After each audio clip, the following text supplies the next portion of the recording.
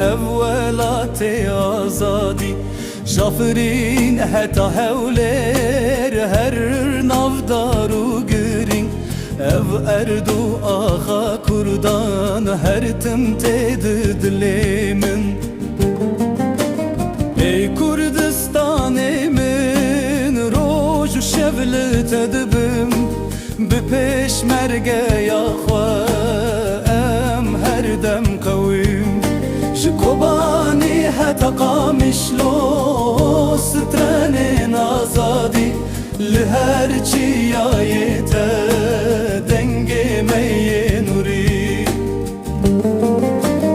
ey Kurdistanê min roj û şev li te dibim bi pêşmergeya xwe em her dem qewim ji kobanî heta qamişlo strenên azadî li her çiyayê te dengê me yê nûrî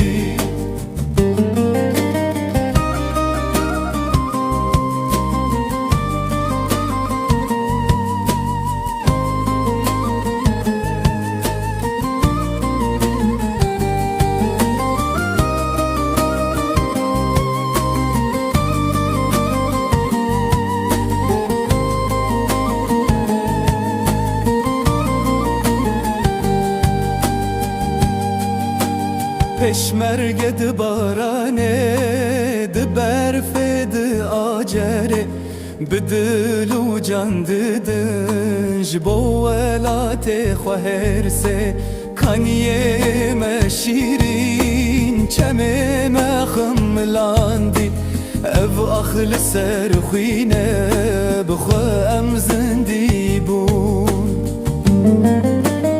ey Kurdistanê min roj û şev li te dibim